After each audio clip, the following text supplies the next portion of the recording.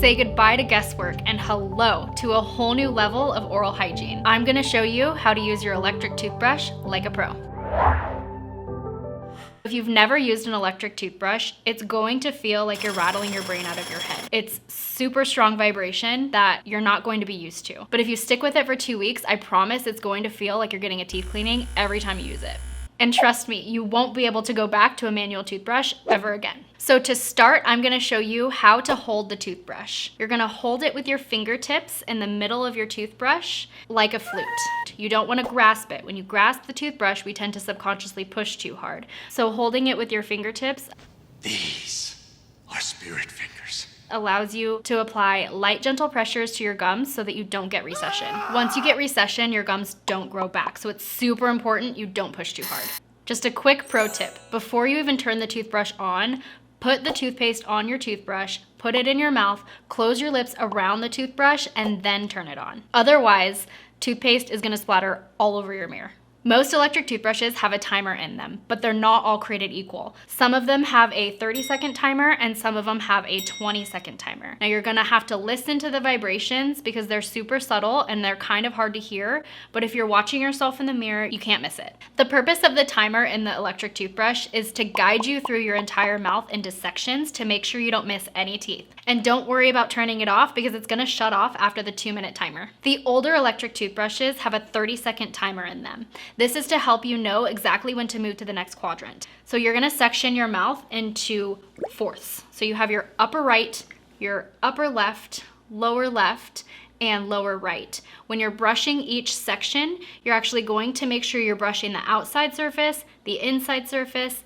and the top chewing surface as well. The newer electric toothbrushes have a 20-second timer in them to section your mouth down even further to make sure that you don't miss any plaque. Those sections look like this. So instead of fourths, you're gonna section it into 6 different sections. Upper right, upper front 6 teeth, upper left, lower front 6 teeth, and then lower right. And you're still gonna follow the same sequence like I showed you earlier, outside, inside, and top surface. Let's talk angles because technique and how you angle the bristles towards your gums does matter. So when you're brushing your upper teeth, you're going to angle the bristles up towards the gums. You wanna angle it up on the top, down on the bottom. Right along the gum is exactly where all that plaque sits. So it's super important you do brush the gums and not just the teeth. Now this is the most common area in your mouth to get plaque buildup, the lower front 6 teeth. So how you angle that area to remove all that plaque is gonna be straight up and down.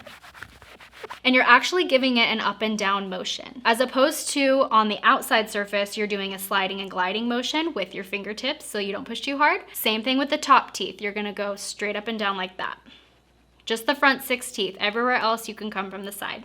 Real quick, if you're getting value out of this video, please like, subscribe, and follow me for more honest advice on oral health and hygiene. Okay, go slow. When you're brushing your teeth, you have to brush slowly.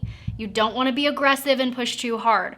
Sliding and gliding slowly, watching yourself in the mirror is super important so you don't get recession. The toothbrush is waterproof, so you can submerge the whole thing underwater, turning on the vibration to get all that toothpaste off. You'll have a fresh new clean toothbrush without all that toothbrush scum at the base. And then you can just stick it right back on the charger so that it's all charged for your next use. Now, a lot of the different toothbrushes have different modes and different intensities.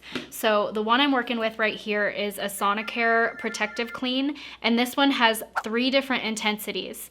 You can change it from the low, medium, and high setting, as well as the 3 different cleaning modes. You can do clean, gum health, or deep clean. This is great because you can personalize your brushing style and choose which one you want. So with this specific toothbrush, the clean mode is the most basic. It's just your regular vibration mode that most people enjoy. Now you can also choose from the gum health mode, which is a little bit more of an intense vibration, and the deep clean mode is for people who have like more perio disease, more bleeding in the gums, they need a little bit more oomph, and it has a little bit more of an intense vibration but a faster pace. But there are so many different kinds of toothbrushes out there. This one specifically only has 3 modes.